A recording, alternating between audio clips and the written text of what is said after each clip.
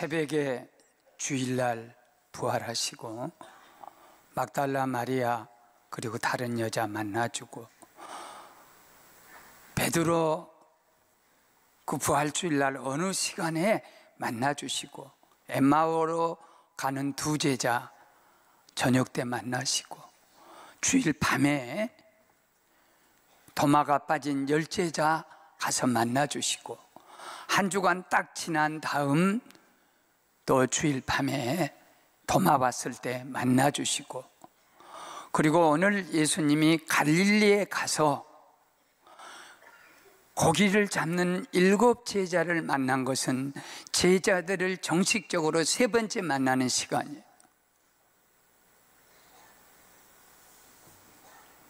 부활하신 주님이 갈릴리 바닷가에 제자들에게 하신 말씀, 또 거기서 가져주신 관심,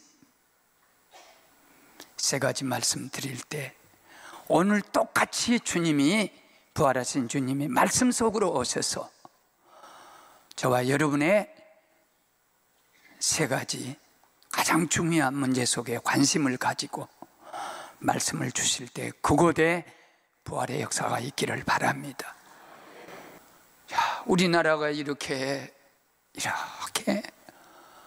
참 보이지 않는 어둠이 다 깔려 있구나.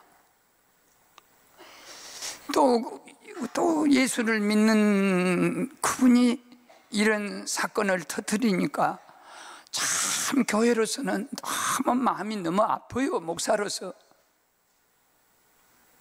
초등학교 뭐 이렇게 다니다 어떻게 중퇴를 하셨는지, 그래갖고 뭐 2조, 3조, 4조, 아니 어떻게 그런 학력을 가지고 막 정주영 그 자수성가 한 사람 다음으로 막 어마어마한, 또 하나님도 잘 믿고 어마어마한 돈을 가졌는데, 이게 보니까는 세상에 한 150명인가 100명 되는 사람에게 뭐 이렇게 돈을 주어서 다 이렇게 했다는 소위 부정부리 뇌물, 이런 사건으로. 그래 아마 다른 것은 다 놔두고요, 한 커트만 내가 소개할게요. 아마 전화를 했다 그래요. 내가 이렇게 수사를 받게 되니까 나를 좀 옛날을 생각해서 좀 도와달라 그랬더니 한결같이 전화 끊기도 하고 안 받기도 하고, 네가 한 일이니까 네가 당하라. 꼭 가룟 유다가 당한 것 똑같이 네가 행한 일이 네가 당하라. 그러니까 명단 이렇게 공개하고 그 다음에 참 세상을 떠났습니다. 마음이 많이 아파요. 나라에 대한 생각도 그렇고, 우리 믿는 사람도 참 이거 한두가 반성할 것이 아니구나. 교회에 대한 말도 못할 어떤 것이 오는 거예요. 그런데 우리 주님이 가룟 유다나 이 형제에게처럼 네가 행한 일이니까 네가 당해라. 어느 때는 먹고 마시고 같이 즐겁고 형제다 그러다가 한 형제가 어려움을 당하면 네가 행한 일이니까 네가 당하라고 딱 돌아서니까 세상의 목숨을 끊을 만큼 이 세상은 그런 세상이라. 그런데 주님은 베드로가 예수님을 부인했지, 저주했지, 맹세했지. 그럼에도 불구하고 가서 사업이 무엇이 되겠습니까? 내가 예수님을, 나의 스승을 부인하고 저주하고 욕하고 죄를 짓고 돌아갔으니 무엇이 먹어지겠습니까? 그물이 제대로 내려지겠습니까? 그런데 그 현장에 주님이 오셔서 고기 잡았냐? 하나도 못 잡았는데요. 오른편에 그물을 던져라. 그러시고 153마리 확실하게 눈에 보이도록 그렇게 기적을 베풀어 주시는데, 이 153마리는 요 안산에도 그 송석삼 지금은 장로님이신데 부도 나가지고 기도원에 가서 아이고 나는 어떻게 살까 하나님 믿는데 하다가 153 부활의 이 153의 축복을 구체적인 축복이라 하는 마음을 갖고 하나님께 기도했고, 모나미 볼펜은요 세계에서 제일 가는 회사예요. 그리고 이 펜슬 회사의 이 볼펜 회사의 세계 최고인데, 그 볼펜 회사가 더 발전해 갖고 무슨 인터넷 그런 쪽으로 많이 발전해서 이 안산에다 공공장을 지었다고 하더라고. 모나미가 볼펜이 아니라 큰 회사로 발전해서, 또 내가 서울 침례교회 가서 참 건축에 대한 집회를 했는데, 저를 이제 정심을 대접하는 장로님 한 분이 아주 부자라 그래요. 그리고 얼마나 분이네, 집이 많다는 거예요. 집이 얼마나 되니까 153칸이래. 세상에, 아니 153칸에서 월세를 받아내면 아주 그 교회에서 제일 부자래. 그리고 어째 이렇게 153칸이 했더니 자기 조상 때부터 아버지 어머니가 특별히 교회에서 엎드려서 내 아들 하나님 지켜주십시오 하고 하기도 했는데, 어느 날 이 말씀을 듣다 153 하다가 어느 날 보니까 153칸에서 돈을 월세를 받아들인다는 거예요. 할렐루야. 내가 많이 봤어요. 그런 사람. 아주 놀라운 하나님의 그 구체적인 역사입니다. 그런데 3년 전에는 깊은 곳에 그물을 던지라 했어요. 어쩌면 베드로가요, 밤새도록 얕은 곳에서, 원래 그물질은 얕은 데다 이렇게 해야 땅에 닿아야 고기를 잡는 거예요. 깊은 곳에다 해봤자는 그물이 땅에 안 닿기 때문에 고기가 다 나가버려요. 그래 이제 얕은 곳에다 다 그물을 던지면 땅에 다 그 그물이 내리면 그 안에 있는 건 다 갇히는 거예요. 그런데 3년 전에 주님이 깊은 곳에 그물을 던지라고 해서 깊은 곳에다 아마 밤새도록 그물이 던질지 몰라요. 그런데 지금은 깊은 곳에 그물을 내리라가 아니고 오른편에다 그물을 내리라 그랬습니다. 옛날 것 갖고 먹고 살지 마라. 부활하신 주님은 날마다 새 바람을 여으시고 새 역사를 주시고 새 능력을 주신 줄 믿습니다. 날마다 새로운 거, 새로운 것을 향해서 가야지. 옛날 것만 계속 갖고 있으면 깊은 곳에 그물은 아무것도 얻을 수가 없습니다. 오늘은 새로운 말씀 준 것처럼 히브리서 5장 12절에 선생 될 일이, 너는 선생 벌써 될 사람이다. 그런데 선생 될 사람이 초보의 ABCD, 기억, 니은, 가나다라 거기에 머물러 있냐? 단단한 음식을 못 먹고 갓난아이가 먹는 젖을 먹나? 조금만 뭐만 들어도 섭섭하고, 조금만 환란이 와도 벌벌 떨고. 히브리서 6장 2절에 그러므로 그리스도의 초보를 버리고 죽은 행실과 하나님께 대한 신앙과 세례와 안수와 죽은 자의 부활과 영원한 심판에 대한 것을 다 벗어버리고 털을 닦지 말고 더 높고 온전한 것으로 너희가 전진해 나가야 할지니라. 그런 초보죠. 부활이 있냐 없냐, 하나님이 살아계시냐 안 살아계시냐, 하나님이 전능하냐 안 하냐, 그런 초보 신앙에 있는 동안에 어떻게 하나님의 위대한 역사를 이룰 수 있나. 주님의 관심은 머무림이 아니고 전지. 그렇기 때문에 고기 잡았냐? 못 잡았습니다. 오른편에 던져라.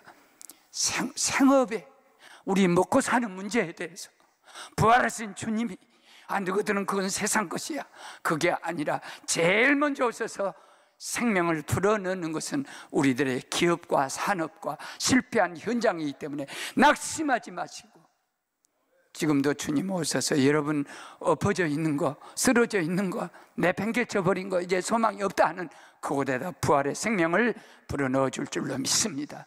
두 번째는 생활입니다. 조반 먹자. 지금 잡은 생선을 좀 가져오라. 나와 같이 조반을 먹자. 생선 153마리는 생업 속에 역사하신 하나님의 부활의 은혜고, 조반을 먹자 하는 것은 생활, 지극히 작은 생활 속에 역사하는 부활의 은혜입니다. 새벽의 부활은 아침 식탁으로 초대합니다. 왜 주님께서 숯불을 피워놓으시고 그 다음에는 떡을 준비하시고 구워놓으시고 생선을 준비해 놓으시고 아침을 주님이 준비하신 거예요. 아침을 준비해 놓으시고 제자들 보고 고기 잡은 거 갖고 오라는 거예요. 그때의 그 153마리 고기를 오른편에 던지라고 해서 오른편에 던졌더니 막 고기가 153마리, 나중에 알 거지만 그렇게 막 가득 잡힌 거예요. 그러니까 요한이가 참 재치 있어요. 주님이다 그러신 거예요. 아니 3년 전에 이곳에 오셔서 우리 실패했을 때 깊은 곳에 금을 던지라 하신, 그래서 고기를 찢어지도록 우리가 둘이 잡았지 않냐. 그런데 오늘 오른편에 금을 던지라 한 것은 갈릴리 거기서 만나지 않은 주님이 오셨다 하니까 베드로가 그래도 상당히 좀 발전된 거 봐요. 옷 다 벗고 고기를 잡다가 한 마리도 못 잡았는데 주님이다 그러니까 요한이하고 6 제자들은 노를 저어서 가고, 아무리 사람이 수영을 잘해도요 바다에서는요 배가 더 빨라요. 근데 베드로는 온 웃옷을 다 벗고 있다가 그래도 얘를 갖춘다고 겉옷을 입고, 그런 얘 같으면 뭐한다? 옷을 입고 막 헤엄쳐서 가는 거야, 주님이라는 말 때문에. 그러니까 여기서 얼마나 베드로가 주님을 기다리고, 그리고 나서지 못한 아픔, 그리고 갔더니 숯불이 피어져서 주님 다 아세요. 너 베드로, 너 보나마나 물속에 뛰어올 것이다. 그러면 새벽녘에는요 여름에도 추워요. 새벽에는 수액 함량 안 하지 않습니까? 그래서 숯불을 쐬라 그러시면서 떡도 만들고 고기도 구웠어요. 이 떡은요 엠마오로, 나그네로 익명의 이름으로 변장해가지고 예수님이 나그네로 딱 동행하니까 엠마오 같은 두 제자가 아이고 나그네시여, 해가 저무니까 우리 여기 집에서 좀 유하십시오. 방 한 칸을 준비해드리고 그 나그네에게 떡을 주는 거예요. 그래 떡을 주어서 예수님이 떡을 탁 먹고 같이 나누는 동안에 그 떡을 먹을 때 눈이 딱 밝아져서 주님을, 부활한 주님을 알고 예루살렘에 올라온 사건이고요. 도마까지 있는 두 번째 주님이 부활해서 저녁에 나타났을 때 이렇게 보이시면서, 왜 도마야, 보고 믿는 자보다도 보지 못하고 믿는 자, 듣고 믿는 자가 복이 있다 그러면서, 봐라, 너 의심하면서 너 결석하고 그랬지. 여봐라 구멍이 뚫려졌다, 못 자욱이다. 나는 육체를 가졌다. 영으로 생각을 하고 무슨 환상으로 생각 아니야. 내가 부활한 것을 확실히 너에게 보여줄게. 그러면 내가 먹어야 알겠냐? 생선 있냐? 그랬더니 먹을 거 있냐? 생선 한 토막을 가져오는 거. 그래 그 생선을 부활하신 주님이 떡도 잡수셨고 생선을 잡수신 거예요. 그런데 여기서 중요한 것은 숯불을 준비해 놓고, 그리고 이 숯불은 베드로가 예수 모른다고 새벽에 부인했던 숯불이에요. 그래서 너희들이 나에게 떡을 주었지, 너희들이 나에게 생선을 주었지. 153마리는 생선 한 토막 주님께 대접했던 거기에 대한 구체적이면서 확실하게 153개나 되는 어마어마한 상상할 수 없는 확실한 손에 쥐는 기적을 보여주면서 주님이 같이 조반을 먹자. 이거 밥 먹는 거 생활. 나는 6.25 끝난, 여기 6.25 때 좀 한 5살인가 이렇게 어렸어요. 그러니까 50년대 6.25 끝난 그 어간에 보릿고개가 우리나라는 참 많았어요. 그래 친히 우리는 보릿고개를 겪었기 때문에 이 봄이 때 되면 춘궁기라 그래요. 저녁에 죽을 써요. 저녁에 죽을 쓴데 우리 작은 아버지네 식구 모두, 또 우리 식구 모두 한 20명 거의 돼요. 그러니까는 식량이 없고 그럴 때라 이 쌀을 좀 여가지고 가마솥에다 물을 많이 부으면, 죽이 왜 좋냐면요, 물만 많이 부으면 숫자대로 다 먹을 수 있어. 그래서 그런데 나는 그때부터 죽이 싫어. 아주 죽어도 싫어. 죽이요. 죽여주는 거예요. 죽만 먹으라. 이번에 제주도 갔더니 목사님이 죽을 썼어. 주여. 그래 어째 죽을 썼냐? 목사님은 얘가 단순하다고 연락을 받았다고. 그래서 죽 뺏기 더 잡수겠냐 하고 죽을 써서 이렇게 다 하길래, 내가 부흥하러 온 강사들은 죽을 안 먹습니다. 왜 그러냐? 설교하다 죽 쓸 것 같았어. 나는 죽어도 죽기 싫어. 그래갖고 바깥으로 해서 식은 밥 갖고 와서 거기다 말아서 먹고 설교를 했는데, 할아버지가 참 저한테 거짓말을, 어린 저한테 너무 거짓말했어. 내가 밥을 안 먹고 그냥 몽니를 부리거든요. 나 안 먹은다고. 그럼 할아버지 말씀이신 고나 닭죽이다. 가보면 닭죽 아니에요. 먹게 하려고 닭죽이다. 그러면서 어떤 말씀으로 나를 유혹하냐면 고나 저녁에는 잠을 자니까 간단히 먹어야 건강에 좋단다. 그러시면 내일 아침에 밥 먹어야 밥이나 마나 내일 아침에 보리밥이요. 내일 아침에 밥 먹어야. 그렇게 옛날에 우리들은 아침밥 한 끼 먹으려고 모두가 저녁에 굶기도 하고 배로 물로 채우기도 하는 그런 시절이었어요. 근데 주님이 조반을 먹자만, 이거 참 여러 가지 뜻이 있어요. 아침밥 잘 먹는 사람은 병들어도 낫고, 또 그냥 애들 공부도 잘하고, 그 집안도 평화롭대. 아침밥을 남편이 안 먹으면 안 된대요. 안 먹으면 여자가 늦잠 퍼잔대. 아이고 가라고. 근데 남편이 꼭 아침밥 먹는다면 일찍 일어나서 새벽기도 갔다 오고.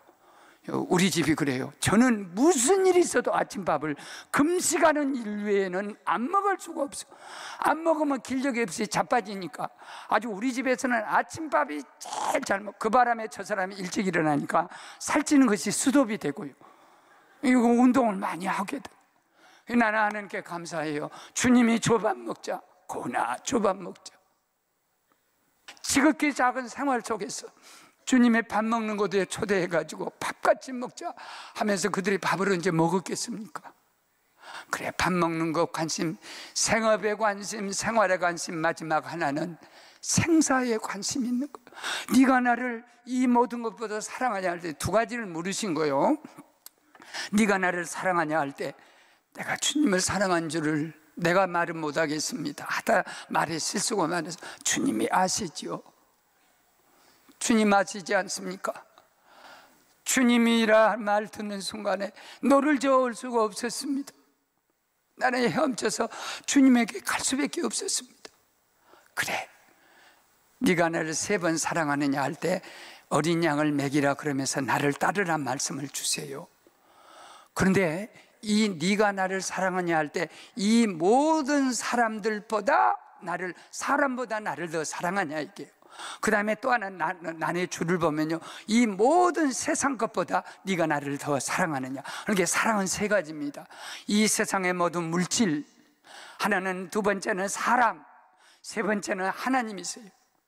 우리 물질, 하나님은 아세요. 네가 물질을 얼마나 사랑한 줄, 네가 인간을 얼마나 사랑한 줄, 그걸 주님이 아신 거예요. 가룟 유다가 얼마나 돈을 사랑했으면 예수님을 팔 만큼 그렇게 사랑했겠어요. 그러니까 3가지를 153의 기적은 물질에 대한 축복입니다. 그리고 또 조반을 먹자 하는 것은 우리 속에 오셔서 우리와 함께 식사하는 아름다운 인간 사랑을, 가족들의 사랑을 주님께서 생명으로 부활로 이어주시고, 그리고 네가 나를 사랑하느냐. 그런데 이것은 생사 문제라는, 우리가 무엇을 사랑하냐에 따라서 죽고 사는 문제예요. 가는 줄 아는 돈을 사랑하다가 결국은 목매달고 죽었습니다. 돈 가지고 모든 걸 할 수 있다는 사람은 결국은 그 사람이 어떤 위치에 있든, 부자든 정치가 권력가든 간에 돈 가지면 모든 것이 다 할 수 있다는 사람은 돈과 같이 망하는 거예요. 그러니까 그리스도 밖에 있는 사람이나 사람을 사랑하지 않을 수 있습니까? 목사님 뭔 복을 받았어요? 우리 안산 제일교회, 나는 좀 다른 건 다 자랑 못해도 나는 인복이 있나 봐요. 왜? 내가 인복이 있다니까 기분 나쁘세요? 나는 어디 가서 사람 만나는 복을 잘 받아. 사람, 미안합니다. 저 사람부터 나는 빼빼대, 저 사람 튼튼해. 얼마나 보태면은 중간 킬로그램이 나와요. 또 우리 부교역자들 팀목회 했거든요. 나 아파 있을 때도 교회는 그대로 역사했습니다. 그건 팀목회.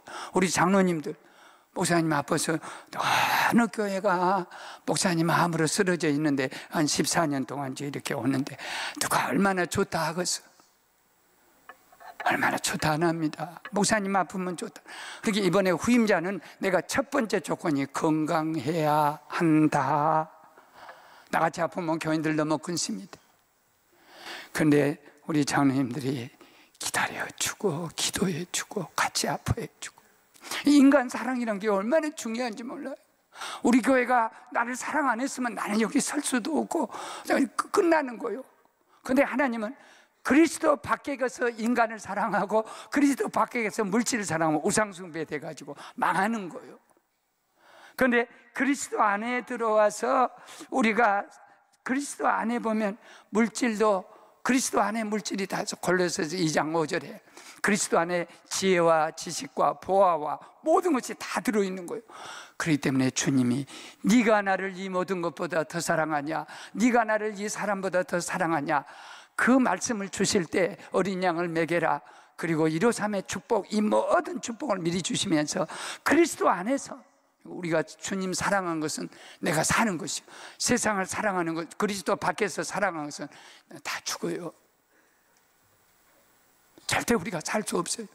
이거 끊어지면 죽은 거예요. 그런데 하나님 그 말씀을 마쳐야 쓰겠어요. 생사, 살고 죽는 문제가 주님 사랑. 주님 사랑하면 합력의 선을 이룰 뿐 아니라 잠언 8장 같은 데 보면요, 아낌없이 모든 걸 쏟아 부어 주신다. 아니, 사랑한, 생각해 보세요. 자식도 편견하면 안 되겠지만 사랑하는 자식에게 아까울 것이 뭐 있습니까? 사랑하는 사람에게 아까울 것이 뭐 있습니까? 나 솔직한 말로 저 사람 엄청 사랑해서 그때는 간도 빼주고 싶더라고. 왜냐하면 간 빼줄 수가 없으니까 말이라도 간도 빼주고 저 사람이 간 받으려 하고서 내가 당신 간 빼줄 만큼 사랑한다 그러면 그러겠지. 못할 것이야 누가 못하겠어. 뭔 말인지 모르시네. 근데 그 청년 하나가, 옛날에는 우리 때는 28, 30이 결혼 정년기였어요. 한 30년 전, 40년 전. 그런데 지금 결혼 정년기는 45살이라고 합니다. 그러니까 딸이나 아들이 45이면 너무 뭐라 하지 마세요. 지금 결혼 시기가 된 거예요.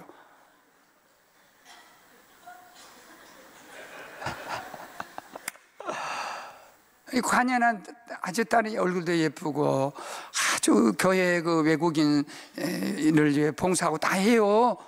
그런데 그냥 나는 결혼하면 애 때문에 그래요.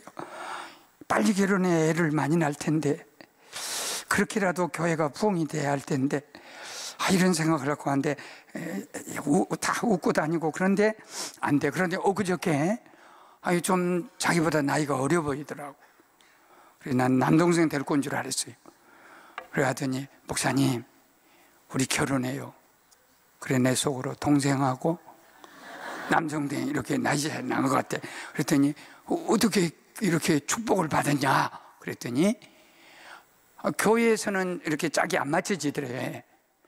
그래갖고 밖에 나가갖고 괜찮은 청년을 전도를 했대. 그래 와가지고 이제 곧 있으면 결혼합니다. 그때 내가 이름을 발표할게요. 세상에 자기가 전도해갖고 자기 신랑이 거가 있는 줄 몰랐어. 여러분 주 안에가 신랑이 다 있고 축복이 다 있고, 나도요 내가 도저히 결혼할 수 없었어요. 근데 예수 열심히 믿고 막 저 여자 앞에서 막 찬송 크게 부르고 막 주여 하고 했더니 교회가 내 부인이 있더라니까. 지금까지 같이 살지 않습니까? 할렐루야. 반드시 하나님께서 여러분의 생사 문제가 하나님 사랑에 있는 것이고, 여러분의 삶의 문제, 생활 문제, 그리고 생업의 문제, 주님이 부활한 주님이 오셔서 몽땅 살려내듯이 그 기적이 있기를 주님 이름으로 축원합니다.